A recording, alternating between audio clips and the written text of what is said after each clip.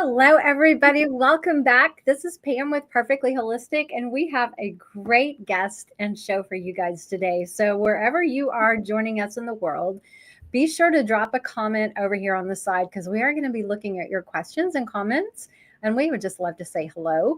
No matter where you're watching from. Just a quick housekeeping note. If you're watching on Instagram, we are streaming there, but we can't see your comments. So if you want to actually make comments, come over to our YouTube channel or our Facebook page, and we'll be happy to look at all the comments that come in. So we have a really, really cool topic. And I think as a cat parent myself for all of my life, one of the biggest things we struggle with is how to keep our cats' teeth clean because dentals are expensive. Let's just be honest.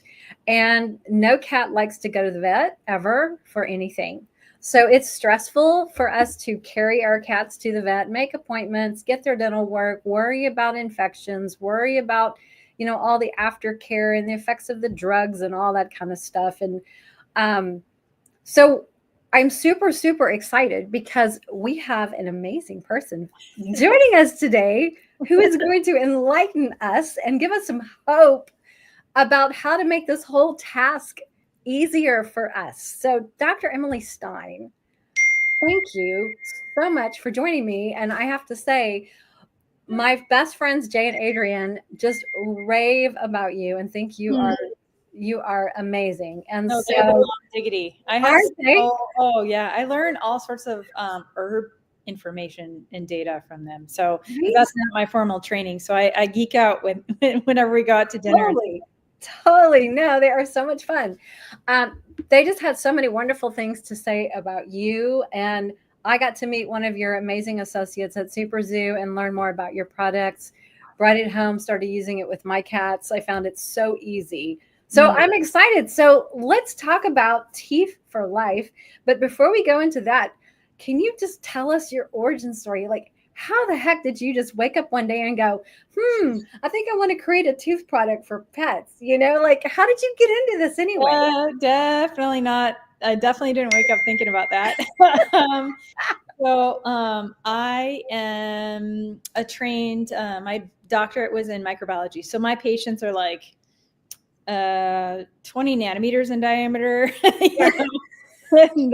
They are the major metabolic engines of the body. We're taught always that mitochondria are, but microbes are way more powerful than mitochondria, and they outnumber our mitochondria. So I spent 6 years at Berkeley nerding out on microbes and how they learn how to survive all sorts of stuff like nutrient stress and exposure to antibiotics, antiseptics, gamma radiation, reactive oxygen species, you name it. But and they work together to do that because they're very social organisms. So I worked more on the social development side, not because microbes develop.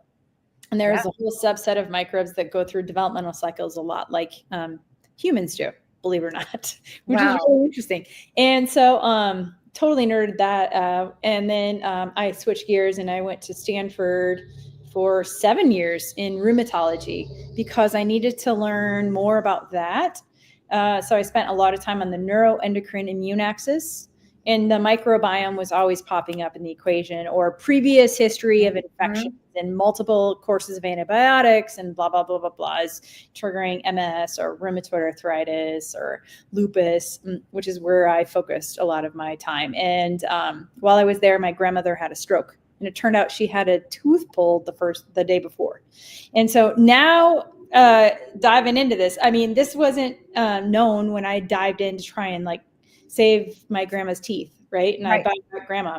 But what's come out over the last 15 years are Medicaid and Medicare or journal articles showing that over 40,000 and 50,000 retrospective analyses of Medicare and Medicaid cases have shown that there's a 50% increased risk of a cardiovascular event, heart attack or stroke, after you get a tooth pulled. What?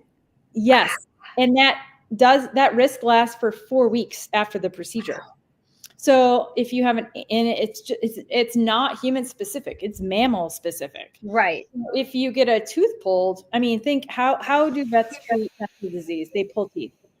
Pulling teeth actually shortens lifespan because you create massive wounds. You let the microbes go inside that are causing main problems. You let them go in the bloodstream because you made a massive wound in a socket that is really slow to heal, right? And so you gave the microbes access to the nervous system, to the bloodstream, to all sorts of things. And so actually I got smarter on that. And then I rescued so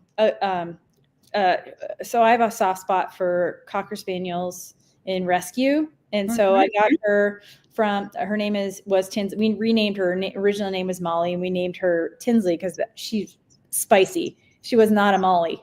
And she had been obviously bred and caged most of her life. And she was 10-ish, they thought, and she was severe neglect. I mean, her hind legs were really paltry, and she had massive dental needs for cleanings and stuff. So I got her, I cashed in all my frequent flyer miles, flew up to Washington State, and I was still involved with Stanford at the time, and as a postdoc, and got her, drove her down with the windows on the rental car all the way down because her breath smelled like death. And she was lovely, but she didn't trust, obviously. Yeah. But, you know, it was like literally we had to stop somewhere in like Southern Oregon or Northern California. I don't remember where, but like a cheap hotel that could accept dogs. And she slept on the very bottom of the bed and kept, I don't even know if she slept. She just kept on watching me the whole night, but the whole room smelled like death. Oh gosh. Yeah. And so by the time we got back down to the Bay Area, emergency room, 21 teeth extracted, pump full of antibiotics that had to last for about six months of courses because her dental disease had spread to systemic sepsis. Right. And so she's panting, distressed. I know enough about sepsis. I'm like, oh gosh, we're going to lose her if I don't take action immediately. So yeah, $6,000 on my credit card for a dog I barely knew, you know, who obviously didn't trust me at the time because that trust took about a year to build. Yeah. But that's how we got into the animals. And fast forward, the more and more we're learning about dental disease and the microbes that inhabit the mouth that cause problems, the more we're realizing they're linked to chronic kidney disease in humans and cats. They're linked to gut problems in humans, cats, and dogs, and bovine and horse, and you name it. If you're a mammal and have a mouth and you age and you eat a lot of carbohydrate, the likelihood that you're going to get these harmful microbes in your mouth is very high, and they're going to fester, and then they're going to cause problems. And so our whole program is built to understand who we're dealing with, what they're doing, and try to get the good guys to win at the end of the day, every day, because it's every day that matters. That is a lot. I know. Sorry. No, that's awesome. You know, it's so cool how pets come into our lives and they change it. It's like, here we are going on our way. And then all of a sudden, you know, we're going to go on the detour now because we have a new mission, you know, and it's just amazing how just one animal can make such a huge impact. Yeah. And honestly, as a mom of human kids and as a mom of animal kids, sometimes your animals are nicer to you than your human kids. Oh, 100%. So that reinforcement helps, like, you know, reinforce everything. Absolutely. So how did you come to develop the teeth products? Like, was that just like a trial and error over years, months? No. Did you already know what to go to, or how did you find the ingredients that you actually use in teeth? Yeah, so it's very systematic. I'm a scientist, total scientist, microbiology and stuff. And at Stanford, I was in small molecules or hormones or trying to understand, you know. And so I took all that training and I basically converted my apartment at the time into a functional lab, and I bought stuff off the internet, and I had my friends order really scary microbes that grow in dogs, cats, and humans' mouths that cause massive problems. You did not want to eat out of my fridge. In fact, I did not cook for any of my friends for a good year because I did not want to accidentally infect them. And so like literally did high throughput screening of every single ingredient that's known to be safe. Oh, wow. And we did single ingredient screening on bad guys and good guys. And we did, and we can nuance that because, you know, sometimes good guys can behave badly in the presence of bad guys. And sometimes bad guys can completely be fine if they're in the presence of good guys and eating the right things. And so it's kind of nuanced. But we did a high throughput screening, found things that work and kept the bad behavior down and encouraged good. And then we did combinatorial chemistry, it's called, but it's not really chemistry. It's just these naturally safe ingredients that are plant-based and blah, blah, blah, that sometimes are microbe-made. And we looked at what is acting beneficially on these microbes and what is stopping the bad behavior of these harmful microbes. And so from that, we identified the protectin family of ingredients that are actually microbially derived from plants. That are acting and speaking in the language that microbes know. Because a lot of drugs that humans develop, microbes, they're not microbe friendly and microbes don't know how to think about them or how to react against them. And microbes know food. So what protectin compositions are, whether it's 42 for trying to keep all 42 teeth in the mouths of dogs, 30 to try and keep all 30 teeth in the mouths of cats, or we've got horses. We're now working on cows because a lot of cows get cavities. And I mean, it's insane what we're working on. I mean, we've got zoo studies right now and we just finished seals and sea lions and we got rid of the gingivitis, or our product did. But the technology is now being applied to snow leopards, big cats. And orangutans and gorillas that have dental problems, but also have lower GI problems. Is there a connection? Yes. So every time we swallow our oral microbes. And if they're bad, they make it successfully through the stomach because most of them are acid tolerant. And then they start to cause problems downstream.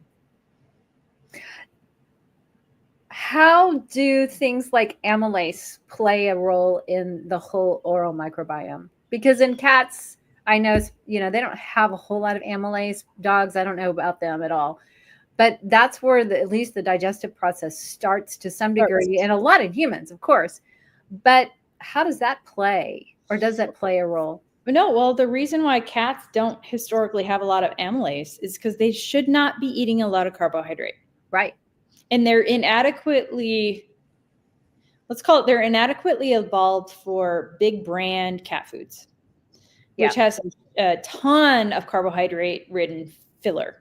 And that's causing a stress systemically, not just cellularly, but systemically on these poor kitties. Their guts are built very differently. Their immune system, so there's gut-associated lymphatic tissue, which is the immune system of the gut, which is a really big component of gut health and nutrition and gut barrier function and absorption and blah, blah, blah, blah, blah. And if it's stressed because cats are eating a ton of filler, because that's cheap and a lot of big brands want to, they're publicly traded, right? So they want stock prices to be all about their margins. Yeah. And look who trains a lot of veterinarians, right? It's the big box. And so it's all self-reinforcing to get cats sicker and sicker. Yeah. I call it nutritional abuse. I call it bottom line finance capitalism that doesn't really care about pet wellness. 100%. I'm very happy to go to town. Yeah, I might get sued, whatever, but it's sad because we are the ones that have to spend the thousands of dollars on a cat with chronic kidney disease, right? Yeah, 100%. So now let's talk about one of the things, let's just say a cat doesn't eat the dry food. Let's say they eat a raw diet, which is wonderful, which I mean, historically cats only eat raw. Right. Right. So like in the wild, that's what they would eat is raw food, which is Yeah, and the way, great. if you look at even these big cats, right, in the Yeah. zoos, they go after muscle. They don't go after GI tract. Right. So they go after the animals that are herbivores mostly or omnivores. Mm-hmm. And they eat around the GI tract. So Interesting.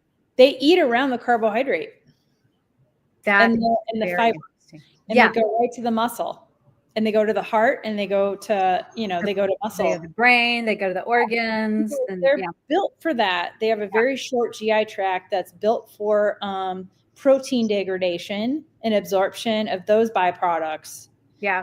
Not sweet potato, not sweet pea, not rice derivatives.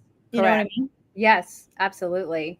And that makes a lot of sense. So like for cats who eat the raw food, they're obviously getting some more of the fresh enzymes, which I hear are really helpful in obviously not completely eliminating the potential for plaque and tartar to build up, but it's helpful.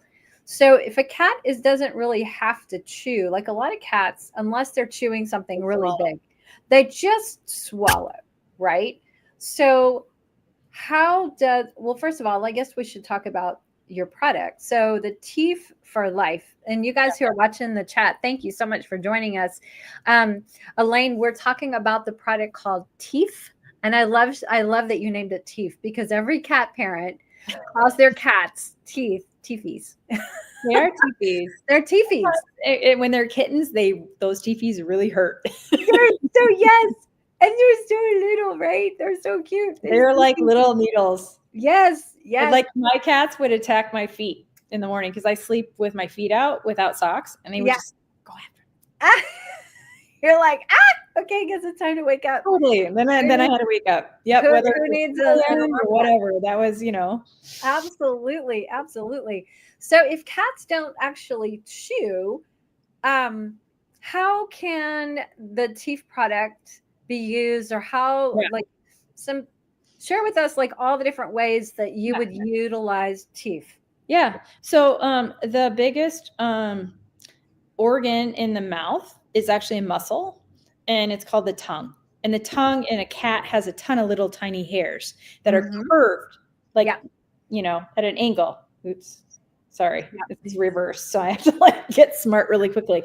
But when they lick water and stuff, that small droplet of water actually, through nerdy physics, sticks to the back of this. And so this whole thing is water.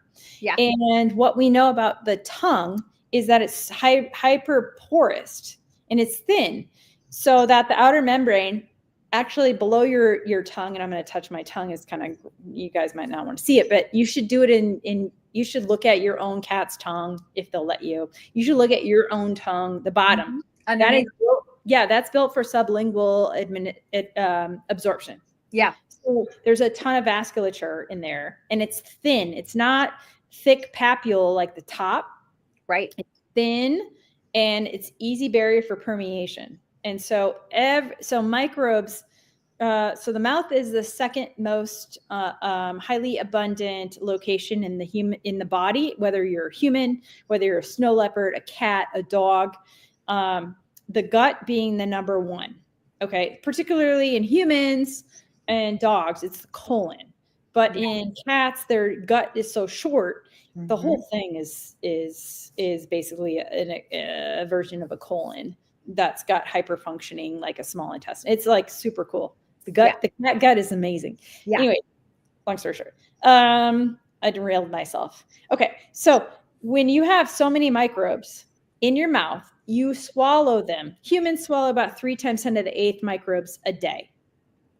A lot of them make it through the acid of the stomach because they have acid tolerant capabilities, and then they go downstream while we are sleeping. So for cats who are nocturnal, they sleep during the day or super lazy during the day, those microbes in the mouth are literally taking the kibble that they ate or the canned food, wet food that they ate, and they are literally turning that into acid and things that the tongue absorbs. And the small, it's called smooth mucosal tissue in the mouth, absorbs. And then in cats, dogs, and humans, we all have things below our mouth that are able to move molecules.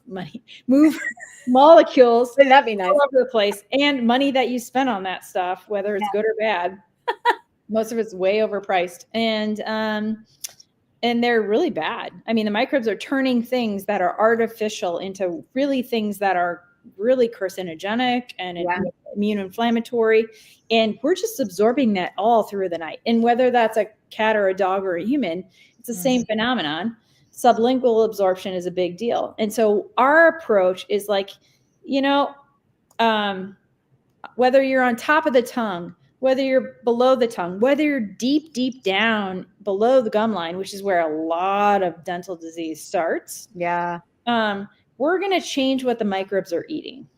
And so we're using prebiotics and a postbiotic, which are microbial products that feed other products feed other microbes that are good, or block the ability of certain microbes to see the carbohydrate in their diet.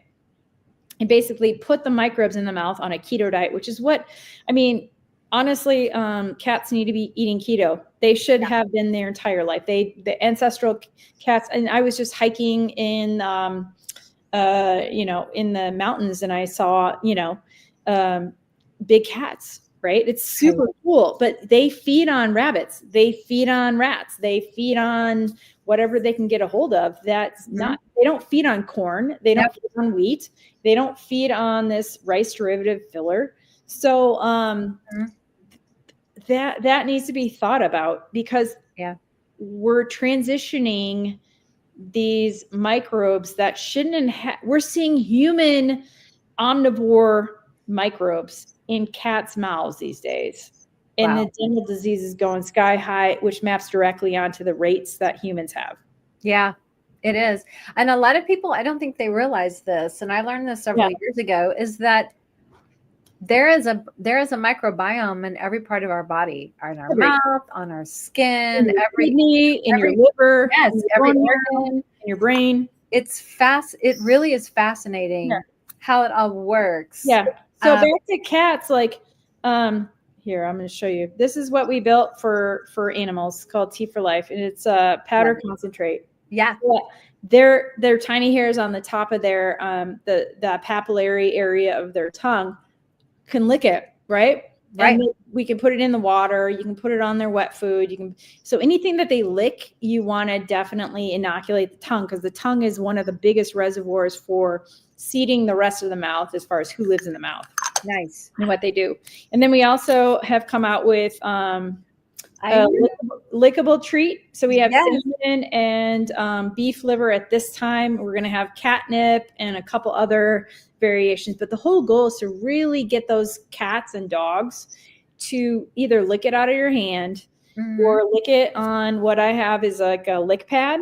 Yep. And just pour it on there, and then really re-inoculate and really, really change those tongue microbes and mouth microbes, and get those microbes on that keto diet as soon as possible. And you have to reinstill it, because those microbes love sugar. Yeah. So the minute you feed them kibble and stuff like that, they're back to causing problems.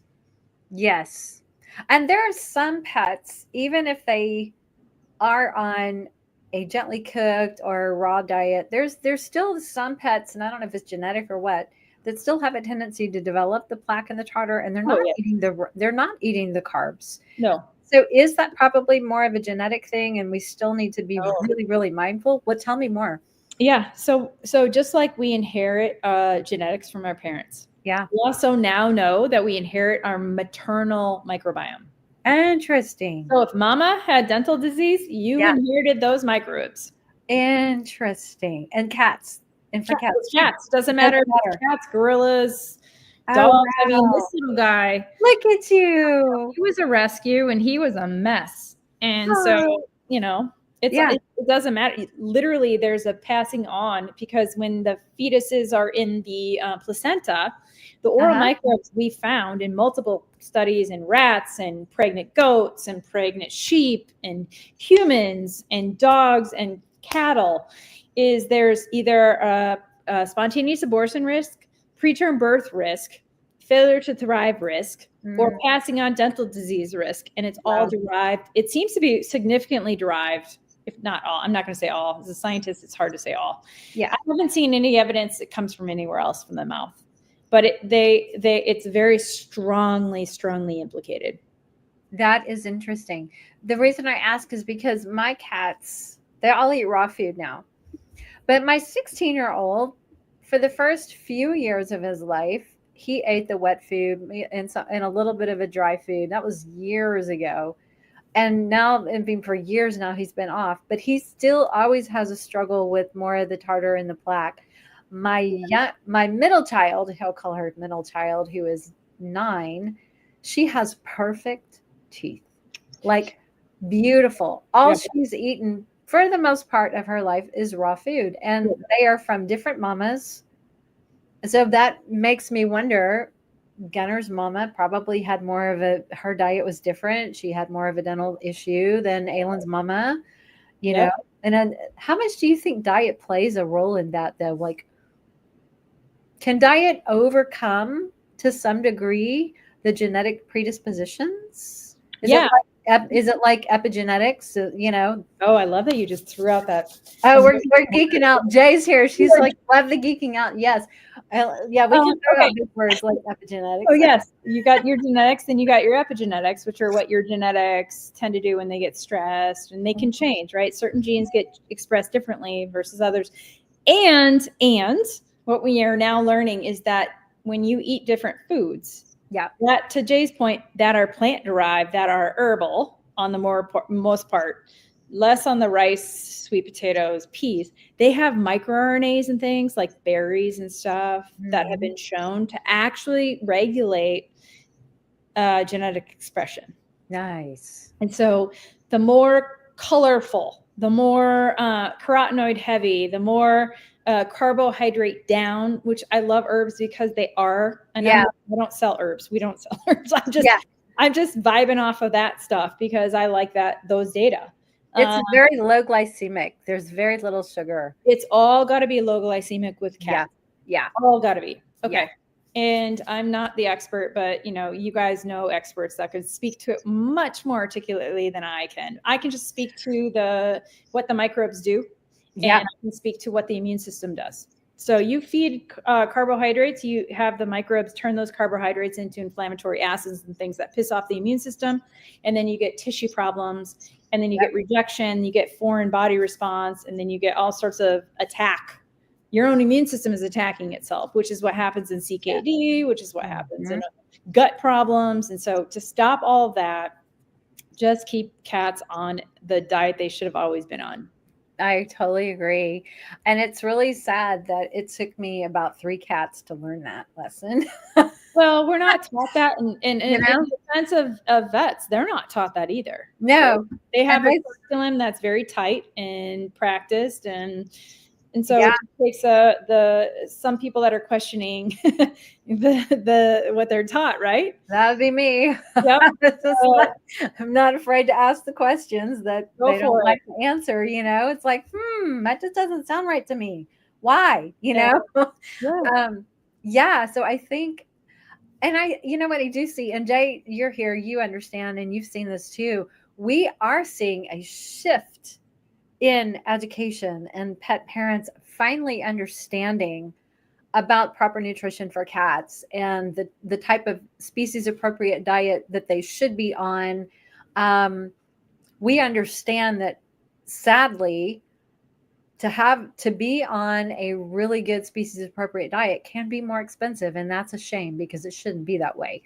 Yeah. So we understand that it's hard for some people, just for affordability and budget constraints, you can't do it 100%. So we tell people, do the very best you can with what you got. So using a product like TEEF can help mitigate some of that problems with the dental health and just making, it's like being proactive, right? And my grandma who had the dental problems, she would always say, she was like raised very nominally in central Wisconsin. I mean, she had 3 or 4 outfits as a child. But an ounce of prevention is worth a pound of cure. And so she met that in me. And so it really does save if you are proactive. The minute you get in a kitten, you got to be proactive, because by the age of 1 or 2, when those adult teeth come in, from a dental perspective, you're fixed. So you got to have gotten them on the appropriate diet. You've already gotten them trained on daily dental hygiene practices. You've already needed to get them trained on making sure that they're drinking adequate amounts of water, right? Because inadequate amounts of water suck, because it concentrates the toxins that these microbes are making in the mouth and in the lower GI tract, which can cause a lot of problems. Yeah. And then obviously it's linked to downstream things, which is chronic kidney disease. So we really need to be proactive about that.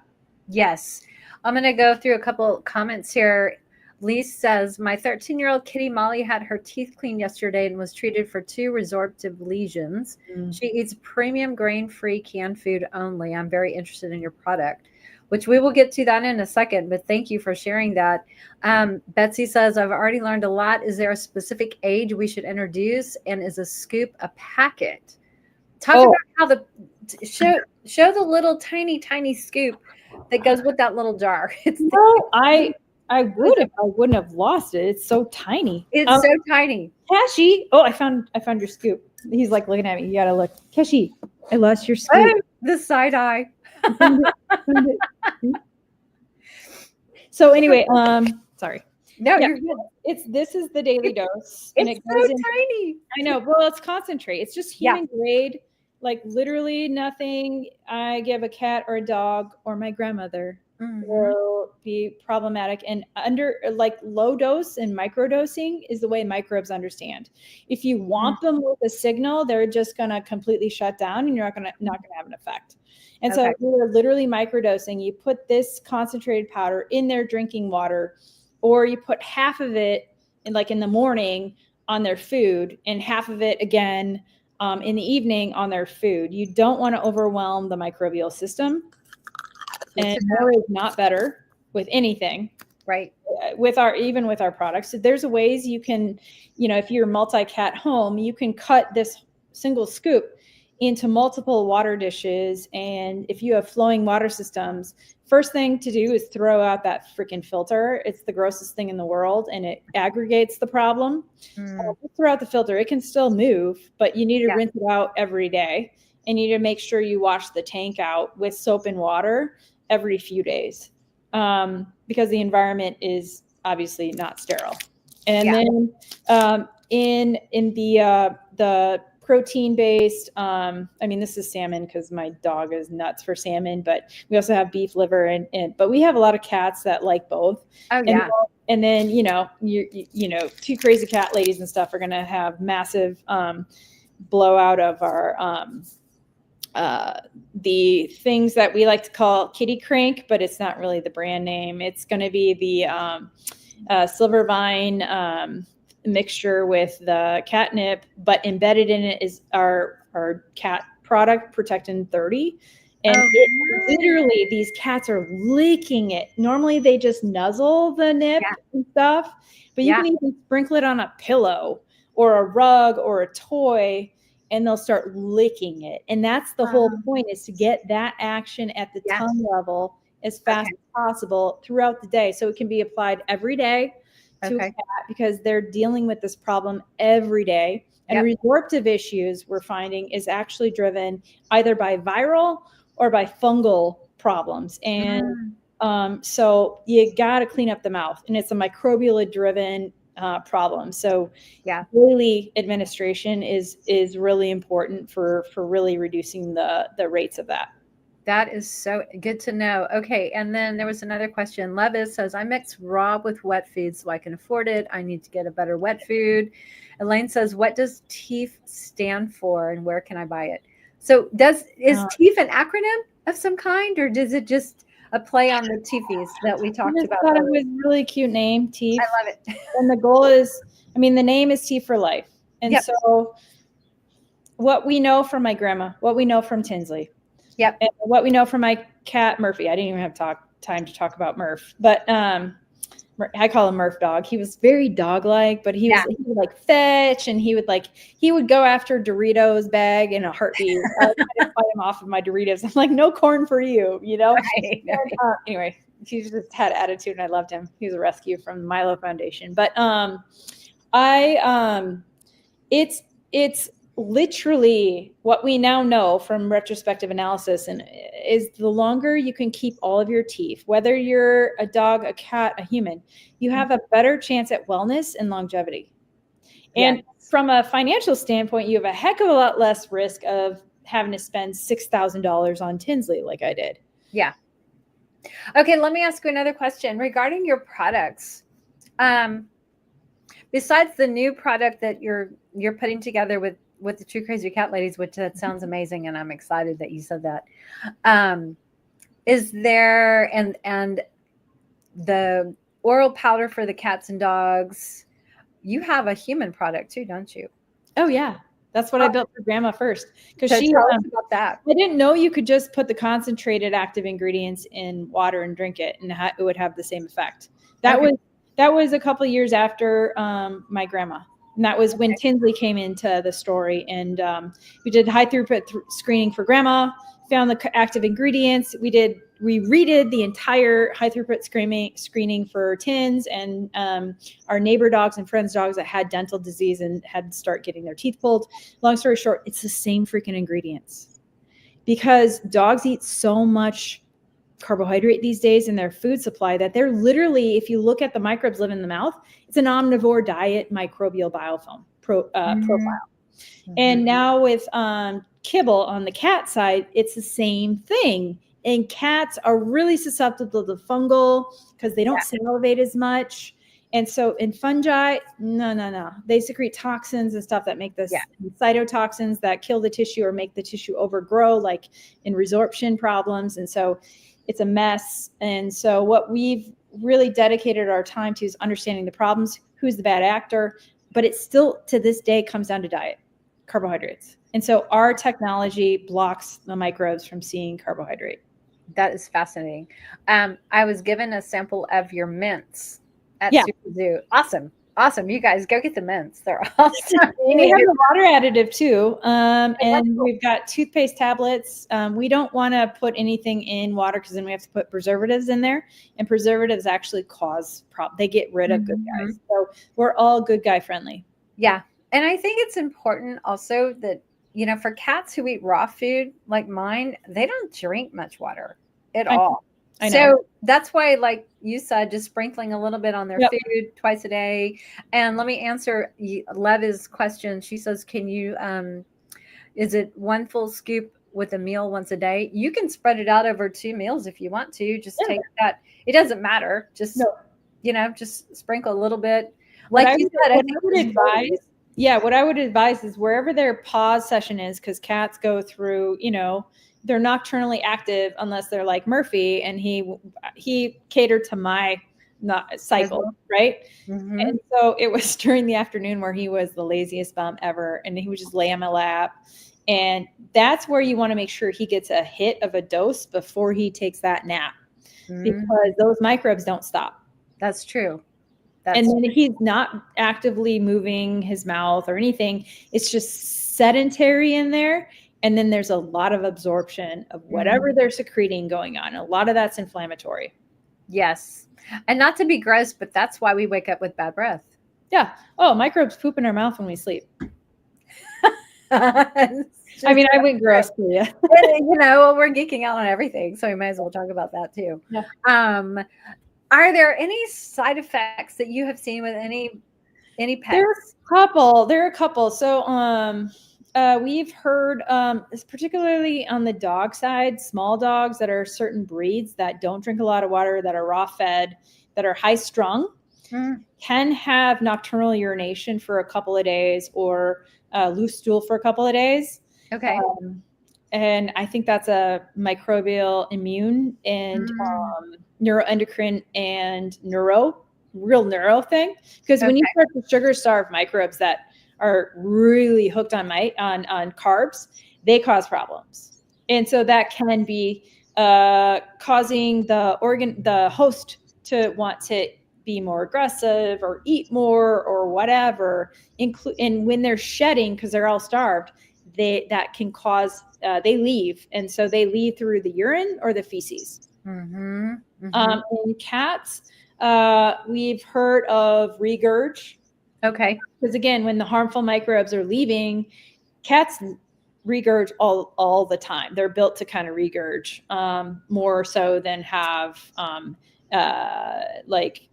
fecal situations. Although sadly, the fecal situations like loose stool and stuff are becoming more and more prevalent. And I think that's a lot of diet driven and who the mom was and what their microbiome was that got passed on, and you're battling that.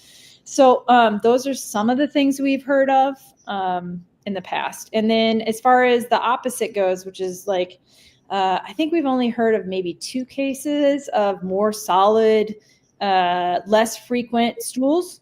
Okay. And that can also happen as you change the gut microbiome. Gut dysbiosis can manifest in 2 ways. It's either liquid, more frequent, or it's super hard and less frequent. Okay. And as you're transitioning the microbiome in the mouth and the gut, because again, those cats swallow, you're gonna see a change. Whatever it is, you're gonna see a change. Okay. And that's okay. Hang in there, because after you get through what the microbes are doing that don't want to leave, they're the bullies, right? And they're bullying their way out, and you just got to fight through it. Okay. And then it's gonna be much more regular after. Nice. On the back end. Okay. That's really good to know, because I don't want people to try it and get scared because something starts to go awry. So well, I mean, if it does, let us know, because we are categorizing and cataloging these. And then also, that means that there were some really bad guys there. So a lot of fungus is tied into our nervous system, and they make a lot of our neurotransmitters and neurotoxins and stuff. I don't know if people know that, but a ton of our microbes make serotonin, GABA, and cats have a lot of cool neurotransmitters and neurocircuitry, which is even more sophisticated in some ways than humans. In other ways, humans are more sophisticated than the cats, but depends on what perspective and what nuance you want to talk about. But like, we are fundamentally tied into the chemicals that fungus and other bacteria know how to make, because they've been living in us since we were, ancestral organisms. Yeah, absolutely. Now, Stephanie wants to know if there are any issues with hyperthyroid cats taking it. No, not that we've seen. We have a lot of folks. So this is the Protectin 42 for dog, because Cashy and I take this one. It's got some sodium bicarbonate. Got less than 3% of a daily allowance for a dog. So we would have to work on that for cats based on mg per kg. But we have a P42K, which is all pets, which doesn't have any sodium in it. But one thing you do need to know is that the data on bicarbonate is super duper strong at promoting kidney health and CKD. Nice. So that's why we originally went with the sodium bicarb, but people are afraid of the sodium for some reason, even though it gets flushed out immediately. But the bicarb, so if you guys come across stuff with potassium bicarb or whatever, and you have a CKD patient, definitely work with your definitely work with your vet to titrate. But I'm happy to send the research showing that bicarbonate is really, really important for kidney health. Does it do some kind of neutralization of toxins? It's feedback loop that it elicits. Okay, interesting. It's a sympathetic efferent feedback loop, because the kidney is highly it's a neuronal organ, even though it's not really talked about like that. Right. Yeah. Okay, that's very interesting. Carrie says, my cat is on raw, still an issue, and has been 6 months of age when we adopted her. Genetics must be at play. Okay, where did it go? Hang on. Oh, here it is. Is your product still going to be effective? So she's been on raw since she was 6 months. Carrie, still an issue. Do you mean like gut microbiome is still an issue, or the diet is still an issue? I'm just trying to get a little bit more clarity on Carrie's question. She did. I don't know if you were here, Carrie, when she said that cats whose moms had a bad oral microbiome or bad teeth, that genetically gets passed down to their kittens. Yeah. So if she's the microbes get passed down. Yeah, the microbes get passed down. So if she has a lot of teeth issues now, it could be genetic thing. But we can work on that, right? We can improve those markers and all of this. Oh yeah, my grandma who had that stroke. Yeah. Her mom had dentures by the age of 23. I mean, welcome to middle of nowhere, Wisconsin, right? But like that wasn't good oral microbiome or anything or genetics. And then my grandmother had most of her teeth until she passed away at 95. So, but I definitely wanted to make sure she didn't lose any more teeth under my watch, once I realized it was a problem. But she had perio too. And her mom obviously did. And then I tested my mom and I tested myself, and we totally tested positive by salivary testing. We had some of the same perio microbes that are pervasive in dog, cat, and human. Mm-hmm. And yeah, so I mean, obviously I take our human product all the time. I drink TEEF throughout the day. And I literally, and I've been taking this religiously since the human got out in the market in 2016, but I still go once a year to the dentist, and I haven't had needed to have a cleaning and I haven't been charged since 2016. Wow. Okay. How long do you think it takes for pet parents to see a difference in their cat's teeth? It depends on the stage of the disease. It depends on their diet, depends on their breed, depends on who's living in their mouth. That's true. But on average, this is what we found, right? Snow leopards are already responding by 3 months. Okay. Even their GI, even their gut inflammation markers are going down. We're finding in the zoo study we've got a partnership with. In smaller cats, orally, it's been reported in cases from vets to us that their cats are looking a lot better by that 6-month checkup. Oh, cool. But each cat is different, and it depends. I mean, and only until recently did we have this. We had the concentrate that we told everybody just put in their water, but a lot of cats don't drink, so not getting enough of that dose. And so that's when we started to get smart about, okay, how are each nuanced cat personality really going to could they take this stuff every day? And that's why we're getting into like lick pads, putting it on wet food, doing fun enrichment stuff, toys. Mm-hmm. And that's why this stuff I think is going to really help facilitate getting in their mouths daily. Yes, I'm excited to try that. Okay, I'm going to come back up here. There's any more questions or comments.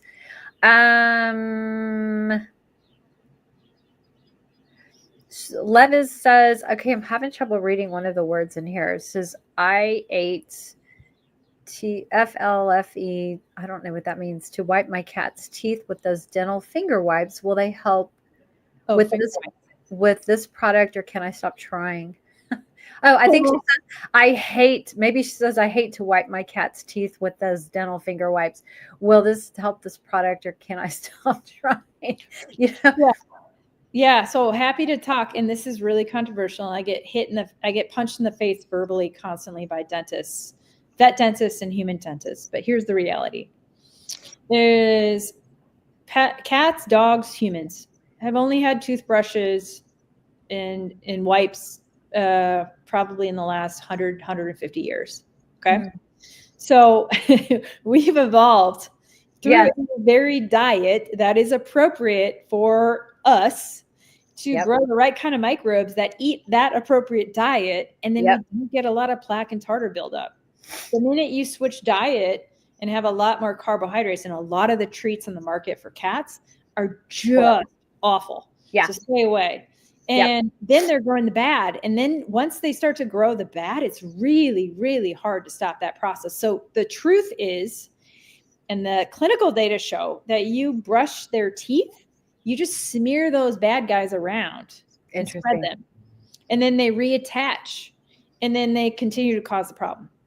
And that's why there's only a 50% efficacy rate for brushing teeth and flossing.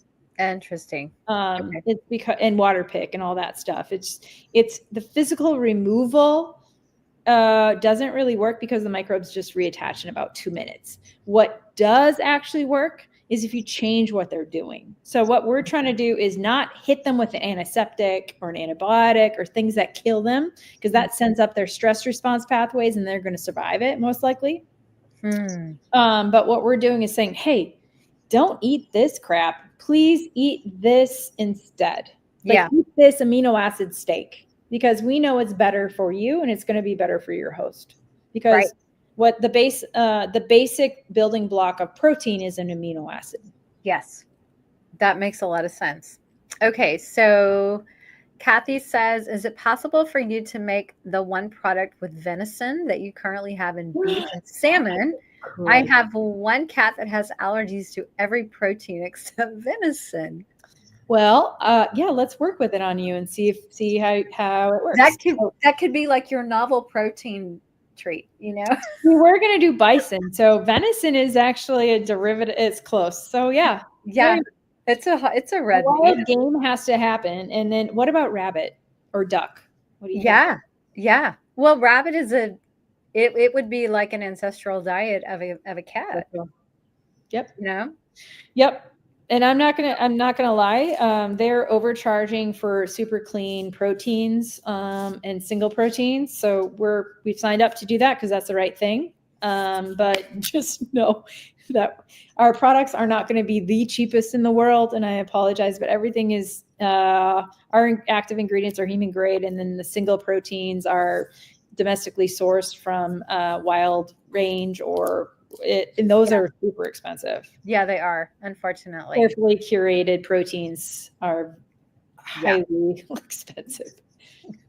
It's a shame, actually. Okay, there's another question.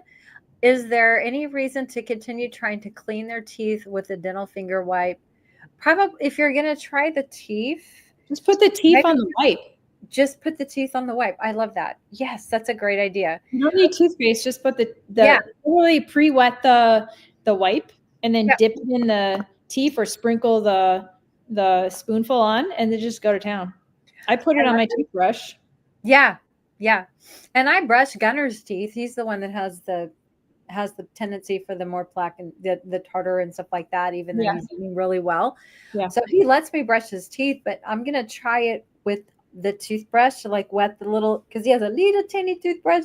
I'm going to just dip it in there and I'm going to, and see how it doesn't taste bad. I mean, it's the L-arginine is plant derived, made by microbial enzymes. So that has a fishy taste to it. So it's just the way that L-arginine tastes. But L-arginine is one of the most important amino acids that we need to get these microbes hooked on. And the reason is that when microbes, good guys, eat the L-arginine, they rip it apart and turn it into nitric oxide, nitrate and nitrite, and that recreates the ecosystem below the gum line. So dental disease festers, particularly in cats and older human adults, because there's not as much circulation, and it just becomes super anaerobic. And that cultivates these anaerobes that are fungi and microbes linked to Alzheimer's and behavioral disorders in cats, and definitely gum disease around the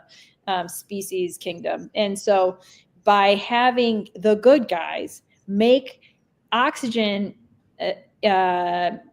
species that counteract and transition that anaerobic environment into an aerobic environment. Yep. Basically kicks them out because they can't survive. I love that. That's like, it reminds me of the forever story of good versus evil. The good guys always win over the bad guys, and it's that that fight or whatever. Elaine says, what about inflammatory bowel disease? Have you guys seen any results, or just side effects from IBD cats and things like that? Dogs and humans and dogs, yes. And now snow leopards, orangutans, and gorillas. Wow. So by cleaning this up, it has downstream benefits. That is very cool. And Levis says, which one is for humans? If you go to their website, TEEF For Life, you can see the human products on your... Can you? That's awesome. I think you can, right? You can buy your human products online? I don't know. Yeah, you can buy them online. Yeah. I don't know if you can buy our human on this website, but Primal Health LLC is everything. Okay. Primal Health LLC. And then if you guys want to shop for the cat stuff, you can go through Perfectly Holistic. We are an affiliate, just being fully Awesome. transparent. We're Definitely an cool. affiliate with TEEF For Life. So if you follow the links through our supplements under oral care, you will find their products. And I will be adding You these need to add the sprinkles. human and the human Oh, I do need to add the human. because, sorry, I didn't mean to point. No, I love it. Because we're finding in the household studies that if pets have these perio disease and have periodontal pathogens, it gets spread to the owners because guess who licks the face or the guardians or the whatevers, right? They're family members. So we share stuff and we share the same air. And there's something called the household microbiome, which we all contribute to. And we all have our microbial cloud that includes dogs and cats. And so it's a massive exchange. And so if there's one family member that has these dental pathogens, it gets spread. So we have dental hygienists actually selling on an affiliate to TEEF to their human patients to clean up their pets' mouths too. I love that. I love that so much. Jay says, yes, it will actually help with gut issues. And that would also link to constipation because that's a gut issue. Yep. It's a microbiome imbalance issue. Yep.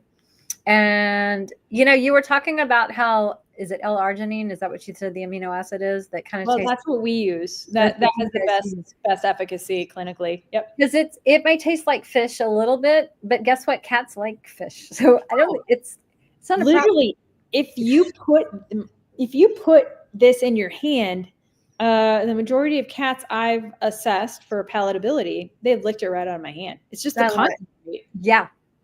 So it should be easy. Yeah. Tony says, could there be a connection between teeth issues and constipation? Yes. Yes, there absolutely can. Absolutely. Will the cats taste this in their water? They will sense a change in their water. Okay. And so some cats who are, really smart cats will be like, what the heck is going on? They're going to steer away from it. But what you can do is just take like fourth or fifth of this tiny little scoop, put it in their dish, and do it 3 days in a row. They will use it. Yeah.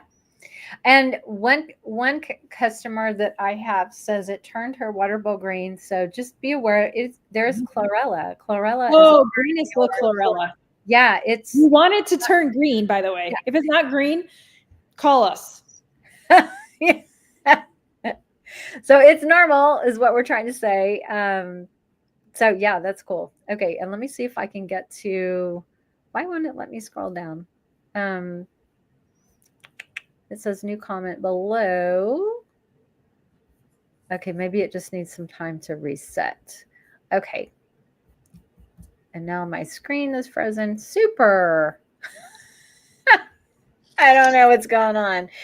We have some rain here, so maybe that's what's going on. And where are you based? I'm in Texas, Central Texas. Oh, yeah, you guys got frozen recently. Not really super bad like right here in Central Texas. It's supposed to get like 29 or something tonight, which isn't too bad. It's not bad. Well, it's snowing right now in Minnesota. Oh, nice. So nice. And yeah, I don't know why I'm sharing this, but there was a big hawk that was just like diving into my bushes in front of my window here, looking for wrens just a few minutes ago. Wow. He comes around every now and then and visits. It's really interesting. I love these animals. Okay, let's see if, let me go out. I am not sure why I'm not being able to see any more comments, so we may just have to wrap it up. Is there any kind of final thought? I mean, here we are at an hour. I can't believe it's gone so fast. It's such a fascinating topic. So yes, if you guys want to check out the TEEF For Life, I will drop some links into the comments so you can go check those out. Look for the cat products. I'll get the link for the human products. I definitely like to add those to my shop because we actually have services for pet parents as well as pets. So We can add a product for pet parents. I don't have a problem with that. Yeah, Too. I mean, if you let your cat lick you or your dog lick you, you probably should return the favor and clean up your mouth before you lick them. This is so true. So true. Because what can happen, you can actually cause their problems. Interesting. That is so fascinating. Okay, so is there anything else that we need to know that we haven't asked about? Just that, kitties are tender and loving or finicky and fickle or just outsmart you at every turn, and they suffer silently. So the signs really are to look at the gum tissue. It's not really as much of a plaque or tartar problem. It's really, what does that gum tissue look like? What does the tongue look like? Is there overgrowth? Immediately seek help. And really think strongly, look at every single ingredient and everything you give them, and make sure it's not carbohydrate. Yes, and that goes for treats, guys. That really treats, big time treats. Yes, the number one treat on the market is Temptations and Greenies for cats. Those are big no-nos. Oh, just read the ingredients. It's the worst. It's the worst. It makes me cringe. It's really cringe. Yeah. I'll tell you how much aspergillus and candida grows off of that stuff. It's gross. Oh, we could do a whole nother podcast on that. Oh, I can go down on these dental treats, which actually cause problems. They don't help the problem, No, absolutely not. Well, thank you so much for being with us. This has been so fascinating, and I learned a lot. I think our audience learned a lot too. So check out TEEF For Life and monitor your cat's progress with it and share feedback, and remember, it can take a little while to see the progress, but just stay the course. Every cat's different. Some may take shorter time, some may take longer times to really see that difference and that change, but know that it is changing. So, we can't always see inside their mouth, right? So unless you're looking in there every day and they let you and you're monitoring and taking pictures, you may not be able to notice. Just stay the course. So this has been great. And Pam, thank you so much for taking the time out of your busy schedule to talk.